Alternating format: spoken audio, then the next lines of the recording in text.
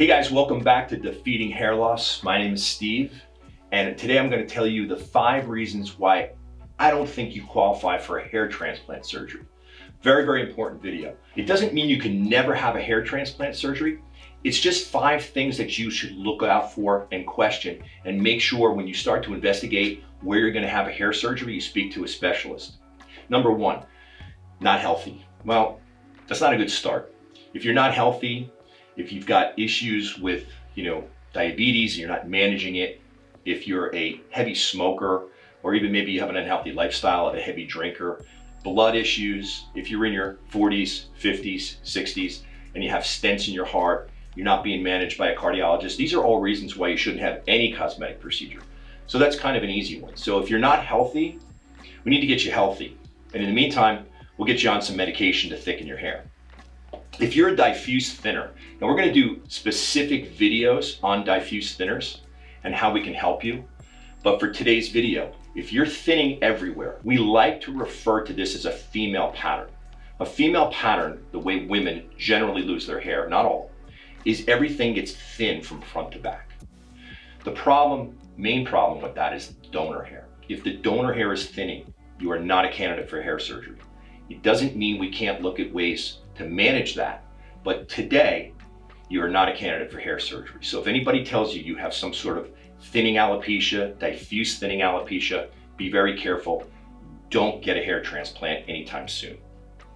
If you're not using the oral combination medication, it's not a good idea to get a surgery right away. Now, you may be someone who has the thickest hair in the back and very little hair loss, and maybe you're 49 years old and you have no hair loss in your family at all.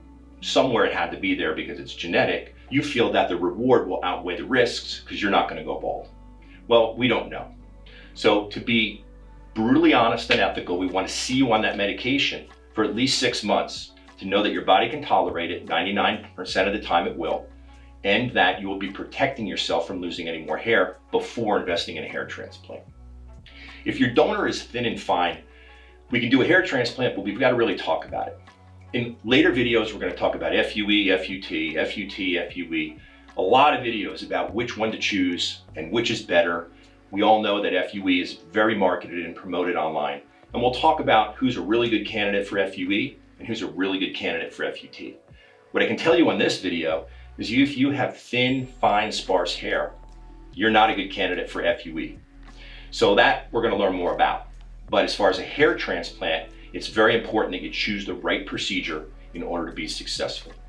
The last is number 5, and that is if you're under 25 and you're not using the medication, that's a big red flag. Now, I had my first surgery a long time ago when I was 19 years old. I was devastated with hair loss.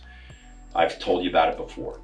I had to do something, and basically 19 years old, I had procedures done that now I kind of regret. I didn't regret it back in the day, but the technology just wasn't there yet.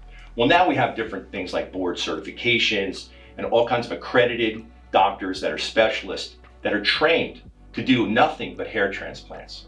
Part of their testing to be accredited is don't do any patients under 25. And if you do patients under 25, you need to manage their psyche very well. You need to counsel them. You need to speak with their loved ones, their parents, their wives, husbands, or whatnot. You need to make sure that you're having family communication about what can go wrong. What no doctor wants is to do surgery on a 21-year-old young man who's losing his hair very quickly, very afraid of finasteride for some reason. And then at 30 years old, he comes back into your office and says, you should have never done surgery on me. Nobody wants that. So if you're young and you're out there losing your hair, give me a call. I can guide you in a way where we're going to get you set up so you stop losing your hair, because that's the first thing we want to do, but we're not going to do a surgery on you anytime soon. Sorry for the bad news, but in the long run, it'll be good news. So those are the 5 reasons why you don't qualify for a hair transplant. Thanks for watching. Don't forget to like and subscribe.